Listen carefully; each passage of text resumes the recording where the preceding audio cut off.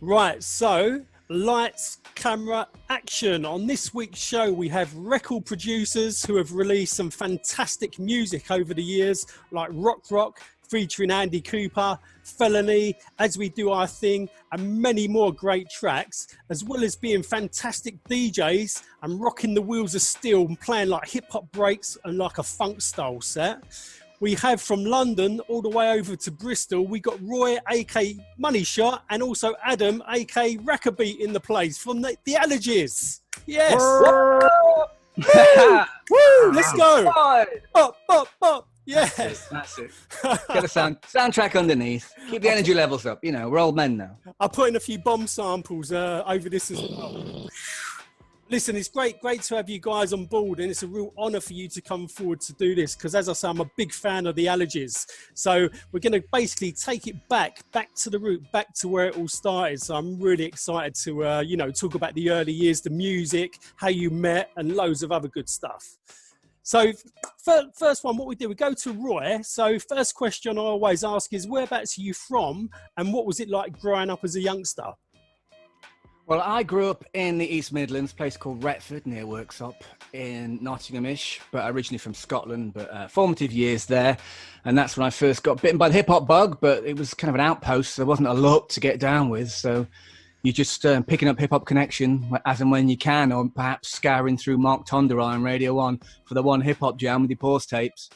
I grew up there, and then A-levels there, then university, went to Cardiff around 96, to the early 2000s, and I became a resident DJ at various hip-hop nights there, including the Hustler Showcase in Club E4 Back, where I cut my teeth as a resident and became a mixtape DJ out there, yeah. And Roy, as a young kid, what kind of music was you kind of listening to? Was you watching things like Top of the Pops and, into a few of the big classics from that?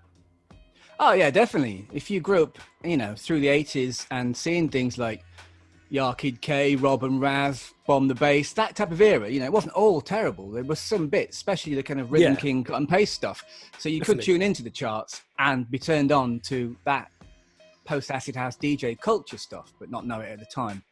And then the pop stuff was out there, Michael Jackson, what have you, to the early days of baggy and indie type stuff. But yeah, there wasn't a lot of hip hop on, but when it was, you talk about the next day at school. And Adam, how about you, my man? Whereabouts are you from?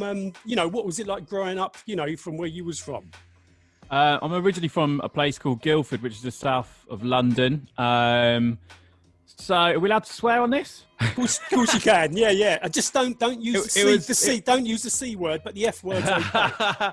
Yeah, no, it was just a really boring, average lower class to middle class, typical Surrey town, really, with not much going on, not much of a music scene. It wasn't until I was about 15 that I really started getting into music. My brother's girlfriend actually brought home the first few CDs that I was like, all right, okay, what's this? And I think I'm probably a bit younger than you guys. So the first one was Freestylers We Rock Hard, that album, which is like amazing, cut and paste album. So there was that. She had a DJ Zinc Super Sharp Shooters. That got blasted. And Del the Funky Homo Sapien, stuff like that, Tribe Called Quest, stuff like that. So that's what she always played to me, and I just got that kind of cemented my foundation in a love for hip hop and then actually drum and bass as well. So I ended up getting I was just into skateboarding, hip hop, Tribe Called Quest, all that sort of stuff, and then got into drum and bass after going to a few festivals, went to Glastonbury, raved all night, and a Radio 1 drum and bass tent or something, and that really changed my outlook on what I wanted to do, and I realized I wanted to be a DJ at the time, a drum and bass DJ. So I got serious, went and studied music production at a place called the Academy of Contemporary Music, and did a degree, ended up doing a degree in music production, ended up working with a guy called Stretch. We ended up remixing Groove Armada, got signed to a label in Bristol, and then eventually made the move to Bristol up here, and got signed to a few small drum and bass labels. Then just had a big change of heart, just kind of got sick of playing the 4 a.m. slots in clubs where it was really moody. and I thought, yeah, I just want to be playing at festivals, doing fun things, which is where I met DJ Money Shot doing the rounds on a festival circuit. And yeah, the rest is history, as they say. Oh, so that's how you met through the DJ and that.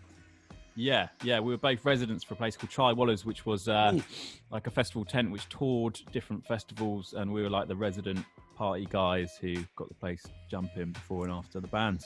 I mean, Bristol, Bristol had an incredible, and still has an incredible music scene. I mean, it was definitely on kind of par with London. I mean, Bristol had some great, music coming out of there, especially a lot of all that kind of trip hop sound and all that kind of stuff. Yeah, that was, also what drew us to the city, I think, the Massive Attacks, the Trickies, all that kind of sound that was coming out of there. For me, the Ronnie Size and Represent crew, all that stuff, it's responsible for a lot, I think, in the foundation of UK music. Oh, without a doubt. And Roy, can you tell me basically, what was the spark that lit the flame for you to get into hip hop? I mean, what was the kind of first hip hop tracks, you was listening to? Mates had older brothers with skaters and things like that, graffiti artists, so you'd occasionally nick their records and have a little listen to them. So early ones I remember would be straight out Compton, around 88, 89, and then the electro series and things like that. Ah, and so then, you was digging like the electro, like the street sounds electro tracks. Yeah, the street sounds, M-Con and the crucial stuff, definitely. Just wondering how they sequenced the tracks together and got them blended, and then who these crazy space age characters were, and you find out later it's just like one or two dudes. And then just being exposed to bits and pieces like that, really. And there was a kind of crossroads moment when I used to bike to a friend's house in a neighbouring village and would have a cassette tape on. One side was like, God, that's how bad it was. I forget the other side. It was possibly EMF, and the other side was that he'd left on there was Straight Out Compton. And I was like, what's this rap nonsense? I kept fast forwarding that, but just biking backwards and forwards and getting more and more into it. That was the side of the tape that I wanted to hear more and more. So that kind of lit that flame. And then it was this kind of outside of music. You couldn't go to Andy's Records or our price and get it. There might have been a dance section, and that would have all the kind of wider black music pushed together in it. So you'd have Ice-T next to Dance Hits or something. There was no hip hop section. So just finding this little outcrop thing that you could just get your hands in, no one else knew what it was, and swap the stickers around and get the tape for cheaper. That was the era, really.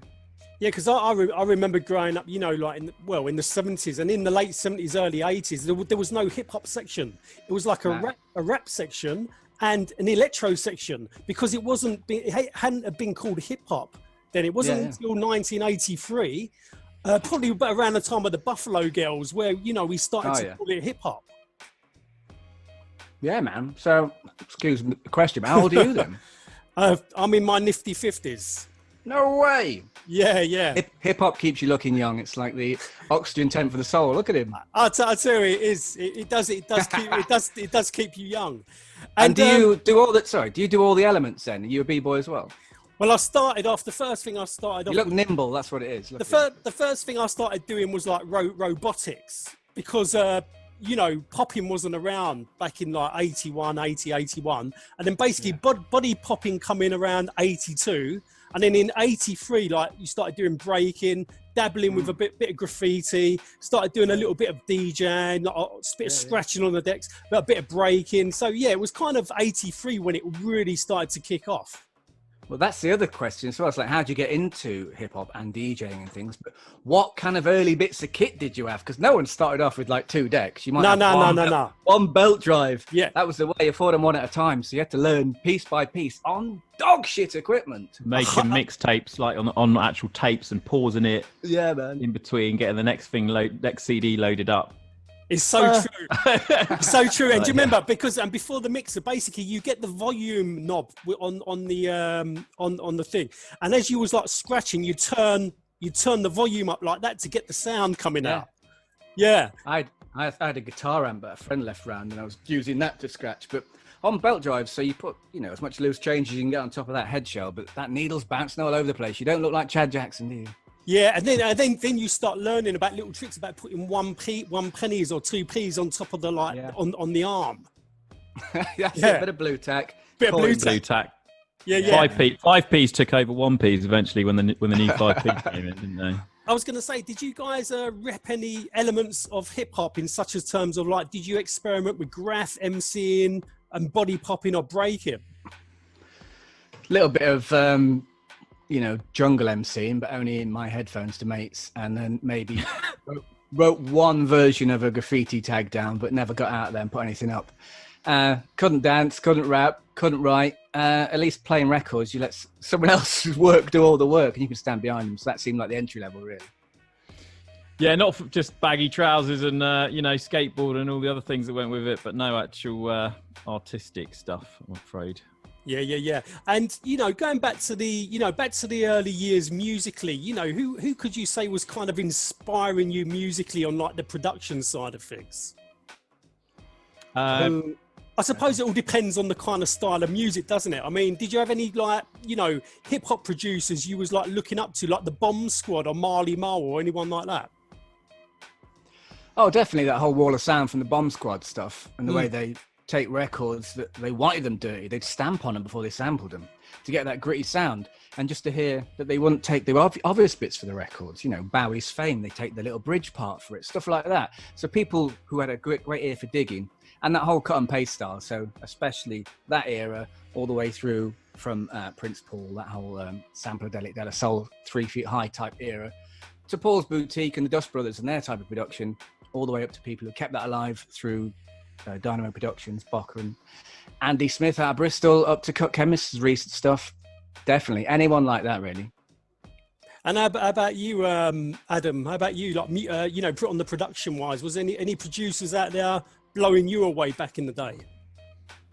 For me, it was just about breakbeat. So anything with a breakbeat, I was digging. So it didn't matter if it was hip hop or drum and bass, but it was drum and bass, those heavy breaks and drum and bass that took over. And I kind of got my ear tuned to a bit of, a heavier, cleaner, tighter production sound. And actually, that's kind of what perhaps drew me and Roy together in terms of producing was, Roy, I'd listened to some of Roy's early ideas and I was like, these are really good ideas. I don't think he thought very much of them at all and wasn't very confident in that respect. And I was like, let me clean this all up, arrange it a bit and we'll have something here. And that's how it all started, really. So bringing those two different elements of Roy's mad encyclopedia knowledge of hip hop and samples and cut and paste style and that sort of thing with my sort of tighter ear for production and stuff. And hopefully that's, how things sound on the record.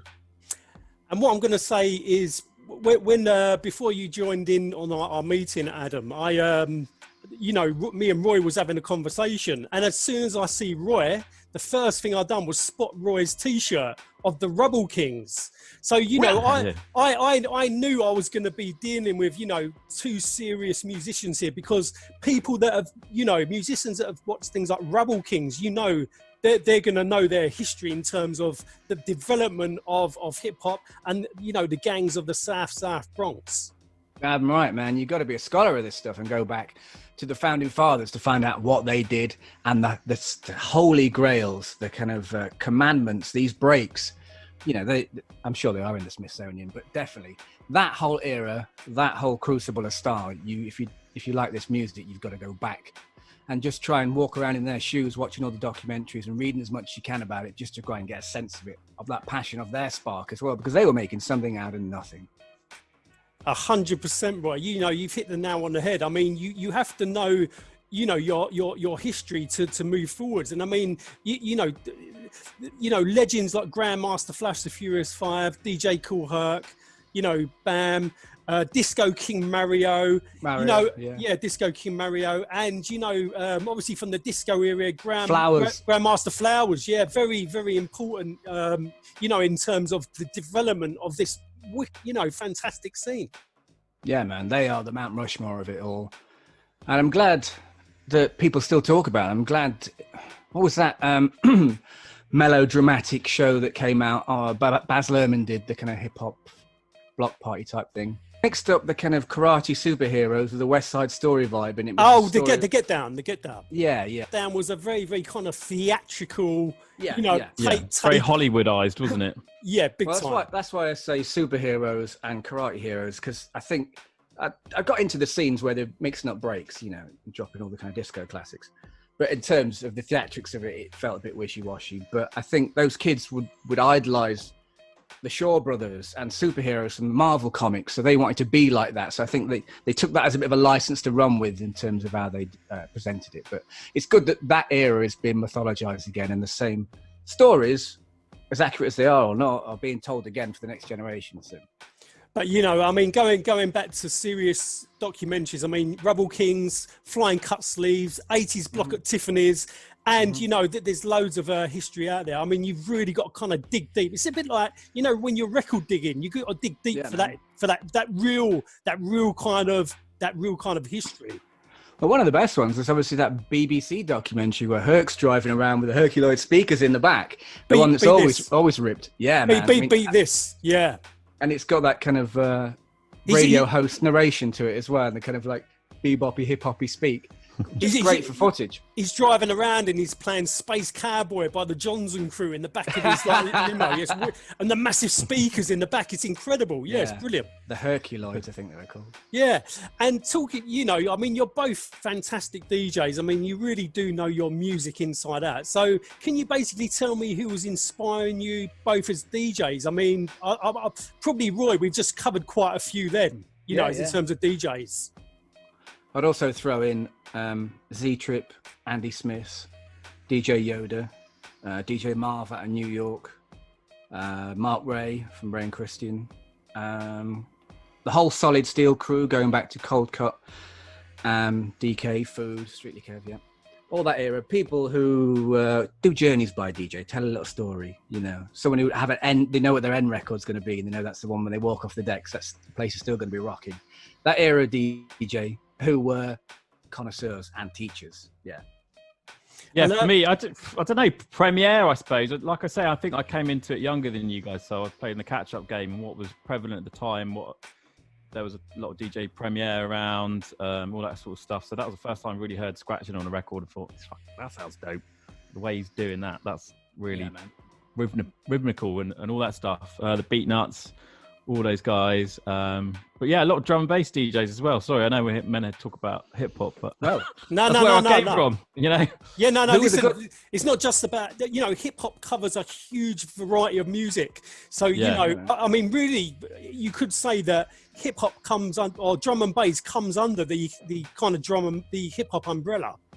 That's it. I think so. It's all about break beats. That's what I always come back to. It's all about the break, innit? I was never into the house 4/4 kick drum. It was all, you know, about that feeling, that groove of a drum play. And I think you could all learn something from drum and bass DJs as well. I mean, in the mid-90s, people like Andy C would blow people like DJ Shadow's mind when he came over to tour with Mo Wax, and you see someone double dropping on that, and that style, aggressive style of super party drum and bass DJing that would blow their minds. And someone like Marky from drum and bass, who give him more than 45 minutes. Hyper scratching in all these sets, and everyone would blow everyone's mind because no one had really heard that in drum and bass. And obviously that he had a bit of a hip hop background as well, so that's where it comes from. I was listening to some DJ Hype mixes from 1990 on Mixcloud, and he was even heavier on the cuts then. Definitely that whole Cutmaster Swift DMC style technique was in everyone's repertoire. I don't know how many drum and bass DJs super scratch anymore, but he was killing it back then. Roy, I was just about to come in and say about it. I mean, you know, DJ Pogo, Cutmaster Swift, DJ Cash Money, you know, all them DMC DJs are incredible. All the Philly guys and Enforcers in the UK. Yeah. Absolutely amazing. Well, you hear stories about, you know, Cash Money playing in, you know, 88, wasn't it? Coming over and all the other competitors just running to him and asking for autographs. And he's like, I've already won. These people idolize me. How are they going to put any fear into me? Amazing, Do you know what? I interviewed DJ Cash Money. It must have been about a month ago. And he told me, you know, when he won the DMC at the Royal Albert Hall, I think it was 88. Do you know, like the beginning of his set, do you know that his speakers behind him, they cut out so he couldn't hear properly his set in the first minute? Wow. A bit like what you hear with Storms at the recent Glastonbury. But I also think that someone like that, who's not just rocking up and making it up on the fly, that's a man who's grinded that routine into him. Like an army dude putting a blindfold on and assembling a gun. I guarantee they could do that set with no headphones, blindfolded. It was probably muscle memory till the speakers kick back in. He styled it out. That's it. If you're a DJ and the record skips like it used to back in the day, don't freak out. I saw Bambata just rest his hand over the needle. put weight on it, run the skip out. Don't freak out. Have that game face the whole time. So yeah, that era of DJs, it's about looking like this ain't no thing as well. And That is half of it. yeah, looking relaxed and how to pull it off. And talking in terms of like, record digging, can you tell me about, the record digging? Like, where did you go to like dig for your records? Was you going like charity shops, jumble sales, all them kind of places? Well, we kind of more recently got into playing 45s. It's not been, we were digital before that, then vinyl before that. Kind of did the typical thing of playing vinyl, then went digital to Serato, and then kind of come back around to playing 45s now. So it's been, how long have we been playing 45s for, Roy? Maybe a couple of years? 3 years? Since we took it back up, probably, yeah, we got asked to do a 45 set for 45 Live crew and Pete Isaac. And it's like, come to a festival and do a 45 set. And I was like, I sold all mine years ago. And I lost them in the back of a cab.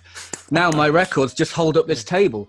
Going back to your music production, I mean, do you sample, a bit of music in your tracks? Yeah, definitely. It's all built around a sample. That's the backbone of it. Normally, there's maybe a few tracks on each album where it's happened a bit differently. But yeah, it's all about the backbone, finding that inspiration from a sound that Roy normally digs out. And then we start building upon that with getting vocalists involved.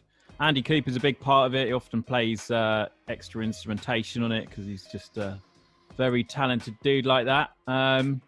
What we end up with is this weird mashup of samples, live instruments, different vocalists, all kinds of different stuff going in there. I mean, your music is fantastic. I mean, it's a lot of big harmonies, very soulful, very funky. I mean, the beats in it are fantastic. I mean, as I say, I'm a big fan. Your music is absolutely brilliant. Thanks, man.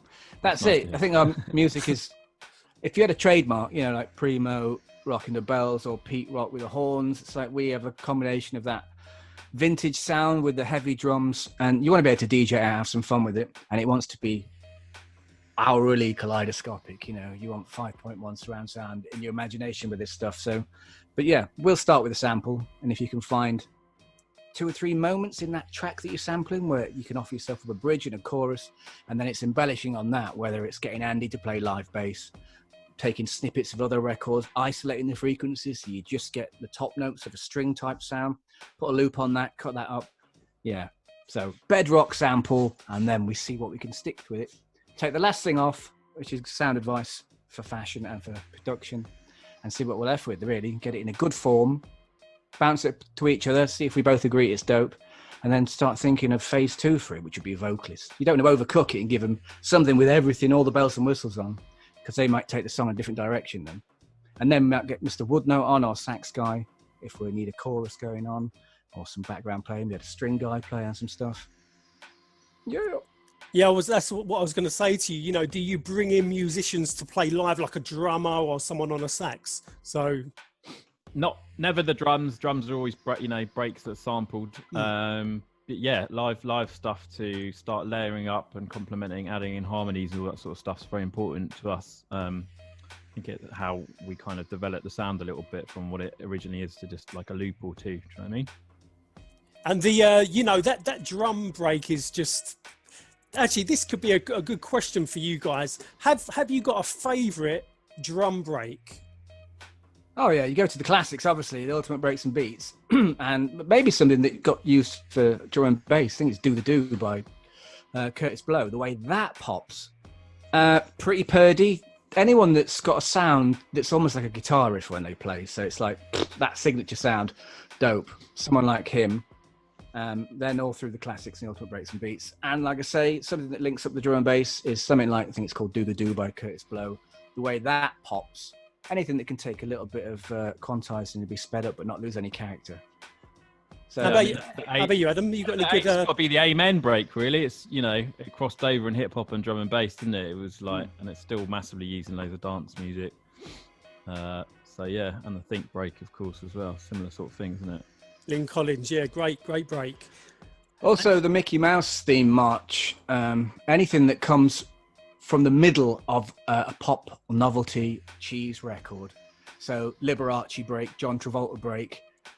Yeah, I like those type of things where you go, what, Dolly Parton's got a break? Yep, getting happy, boom, straight at the start, take it. Yeah, so it could be something quite different that you're using, not the kind of massive breaks. Well, look at the origins of hip hop and Bambaataa tapping Jazzy J and handed him, Shirley Ellis or something like a kid's record, and then putting that in the mix and that becoming hip hop, like tap tap. What's that? It's the Monkeys. Boom, smash that in. Heavy drum break on that one as well. Mary, yeah, true. And we did a cover of that actually. Oh, did you? Wow. Yeah, I'll send you a link.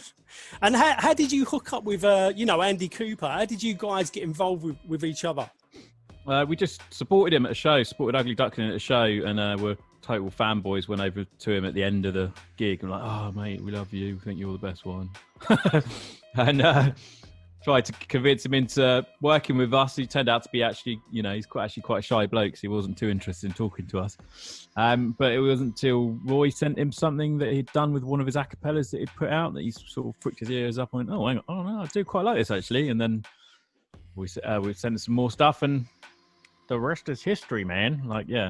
We hit it off, and he's just got the same sort of work ethic and attitude as us. Like he, works hard, really hard, and yeah, that's what you need. You need people on your side who aren't going to mess around. And it comes back dope. And a student of hip hop, and a student of pop culture, and a student of music history. So, and all kinds of teachings and philosophies that go into his rhymes as well. But always great on tour. Always something to talk about. He's always got a new book on the bubble. Yeah, the first thing we sent him was rock, I think, and he's like, "I'll take it." And he was all over it. Yeah. He was all over it, which was a great kind of kick in the door. Here's who we are type track, because it's hip hop, but it's 74 BPM, double time, boom. It's almost, I don't know, trap speed or something, isn't it? But it was like super carnage. So for that to come out the gate with that one, you wouldn't expect hip hop to be 88, 91, 95 BPM, classic era. This was BPM through the roof, heart rate going. So yeah, he can go on any speed though. Oh, he's Andy's an absolute beast. He's fantastic. I reckon if you slowed it down and did the words per minute, we're talking Guinness World Record levels. I don't know if he submitted it, because some of the raps he's done, when he's writing them, he's texting telling you that he's been applying lip balm because his lips are on fire because of the man could auction meat. It's amazing. And how did you come up with the name Allergies? Nothing romantic, unfortunately. We're just sitting down trying to scribble out names and things, just trying to think of something cool. We wanted something a bit I don't know. We're thinking about the logo, weren't we? Because the original logo was almost a bit gothic and a bit punky, and we were like, let's just try and make it look a bit different to what you'd expect from just some graffiti or something. Let's call it the Allergies. Yeah, man. That was it. Because we allergic to the whackness. Yeah, man. We thought you didn't want to be called like Two Fresh Brothers or anything mad dated. No. Because I've been might have a bit of longevity shot as a name, so you've got to be careful. So we thought we'd pick something out of that realm, out of that, the classic go-tos for hip-hops, and that's why the logo looked like it was from. It's all part of that kind of image, that branding. I mean, I love your artwork. Is amazing, incredible. I mean, as you can see in the background here, we've got one of your artworks here. So do you do your own artwork, or do you bring in a team to do your art? Well, this particular album's from a guy called Loch Ness, who's a popular Bristol street artist, who I've known for a long time, and I've been really wanting him to do something for us. He did a few early things for us. So he came up with the whole monster idea and concept. And then we had it artworked by a guy called Mark Cursor, who does all our little motion graphic videos that you might have seen online. Also dope, also really wicked hip hop 45s DJ as well. So he's great to work with because he just totally gets it, like gets what we want, understands the image. So the combination of having an illustrator and an artist versus a really good art worker, hey presto. Yeah, no, it's amazing artwork. I mean, this one here reminds me a little bit of that kind of Beatles kind of psychedelic kind of art. It's brilliant. Yeah. It is trippy as F, isn't it? It's fantastic. I wish I still smoked weed. Imagine wobbling one up on there.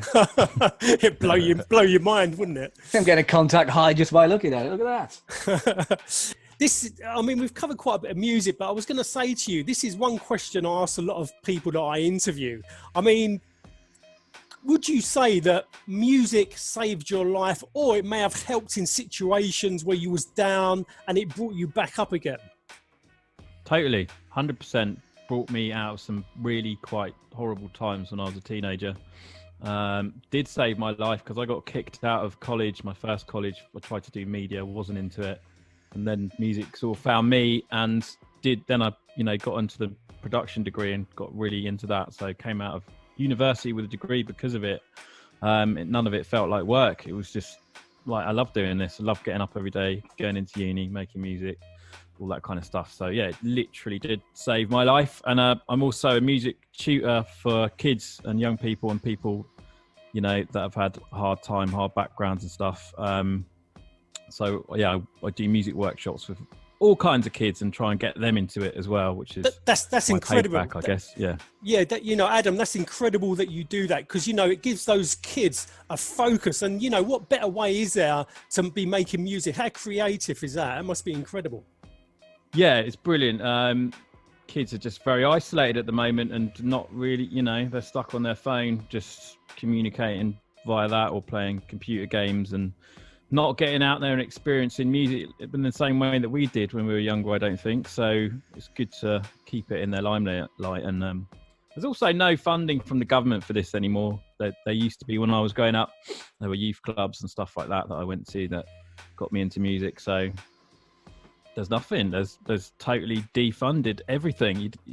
It's not even really a GCSE thing anymore, I don't think, considered to be taking music. So yeah, it needs people like us to sort of step in and get kids inspired again, get them into it. Otherwise, there's no future, is there, for what we're doing? 100%, 100%. We need to back these kids of today and give them as much help as we can, musically wise on the production and. And how about you, Roy? Would you say that music saved your life, or it helped you, bring you up out of dark situations? Music is my life. Yeah. formed my identity. It's all my cultural knowledge. It's what I do to relax. It's what I do for a career. Went to university, came out of it, straight into working at Pizza Hut. Nice. DJing as a resident. Off the back of that, it's where I am now. Music journalist now as well. So various types of pursuits, all based around my love for music. Can't get enough of it. What are you guys currently working on at the moment? You got any new music coming out, or? It's all album promo at the moment. It's quite intense. Lots of interviews, lots of obviously we're not DJing at weekends at the moment because of the pandemic, so we're doing live broadcast, DJing from our studios, which is quite time consuming. We have to think about what we're going to play, plan a little set, record all that. So it's just, all go album promo. I think once we've had a short breather, we'll probably get back in the studio and start at it again. Start making the music, yeah. We've got a few bits on the bubble, some stuff with Andy, some sample-based stuff, and the rest of it's kind of promo mixes and the webcam jams, Twitch and Facebook parties we do every Saturday, 9 till 10, playing 45s for an hour between us. So, and probably just do nothing but promote this heavily until everyone's sick of it, and then start the whole cycle again. There is no respite for the wicked. Yeah, Roy, I was going to say to you, can you kind of give us some of your biggest highlights so far? Yeah, man, I would say we played the Six Music Festival in Bristol where we live now. I wouldn't say headline, but we certainly had a high up placing and we helped smash some parties there. So that was great for a bit of local love. Other highlights include playing Glastonbury with Craig Charles up there. He's been a great amount of support. So especially sharing a lot of bills with that character, it's been a highlight. Playing in space in Ibiza, which is something you'd never thought you'd do. Wow. Yeah, incredible. Yeah, man. Glad there was comp for drinks because I don't want to pay those prices. But that was dope because if anyone ever asked, oh, you're a DJ, and then they do that classic mime and they go, we played in Ibiza. Now I can say yes. So that was a highlight. Getting album of the day for 2 of our albums, getting into the charts, getting playlisted on Six Music on the A list, so with legitimate pop stars, so that was big. Overwhelmed by it all, but every little victory is great because we are niche. The stuff we make is not of this era, not of this time. It's out of time, and hopefully people find it in their own time. But to find currently people are into it, people stop gravitating towards it. So we're doing something right, getting these little pockets, and people coming to us and saying, "Oh, I've given up trying to find any new music," or old b-boys that dust off the shell toes and have a little boogie about. All the kitchen dancers are slightly older people who didn't think there was anything relevant on the radio for them anymore.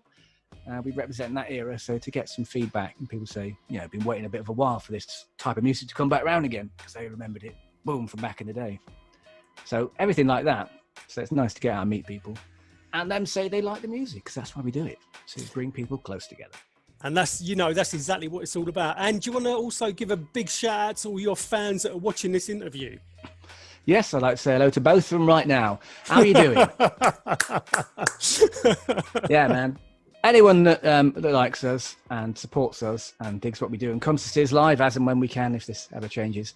Much love to you all. And thanks for supporting the new album. There's some really great feedback, which is always good.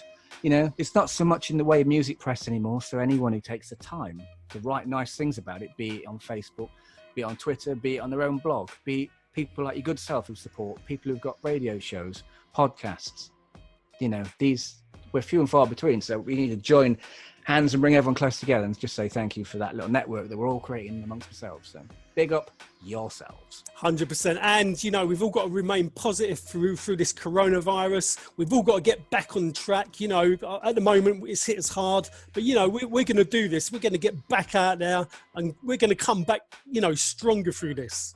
Exactly. We might even get like a third Summer of Love or something like that. People have been waiting to come out and people have been sat in the house going mad. Ooh. Yeah. And, how can people get in touch? Have you got like Facebook accounts, Instagram? Yeah, it's all, most of our accounts are /the Allergies. So facebook.com /the Allergies, Instagram /the Allergies. I think Twitter is the Allergies UK for some reason. But yeah, you know how to use the internet. Go to Google, type the Allergies. You see our faces and everything. You've come far enough. Yeah, but do say hello, and you can also support us because we're not getting any work at the moment. Tiny violin. So you can come and check out our Patreon page, which is patreon.com /the Allergies, and buy us a coffee or give us some money, as Bob Geldof might say.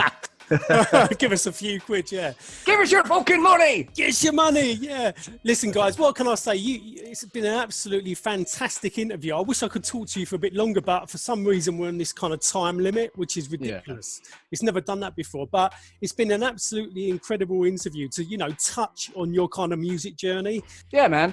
I was going to say, you normally do this in the back of we'd be in the back of his taxi. Does this in a taxi show with like b-boys, graffiti artists in the back. How much would this cost us if we're driving around London then, or do we get the ride for free? No, we do it. No, I'd never charge anyone doing these interviews. But if I was to do it on the meter, probably for about an hour's work, it works out about £25, for an hour. But I don't charge for these interviews. I do this for the love. I do this for the love of of the scene. Combine it with giving someone an airport run when we can eventually fly again.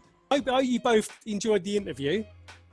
Champion, Have done, man. Thanks, man. Great interview. Nice one. And listen, anybody watching this, please subscribe to this YouTube channel. I've interviewed Public Enemy, DJ Cash Money, DJ Qbert, Rodney P. London Posse, Man Parish, Cosmo D from Nucleus. Many of these kind of legends as well. So, and also T-Kid and Scheme, graffiti artists. Yeah. So please subscribe. That's why it's called That's why it's called Allcity, right? That's a graffiti term. Well, yeah, Allcity is a graffiti term. Yeah, definitely. And I hope you've enjoyed it, guys. It's been absolutely a real pleasure talking to you both.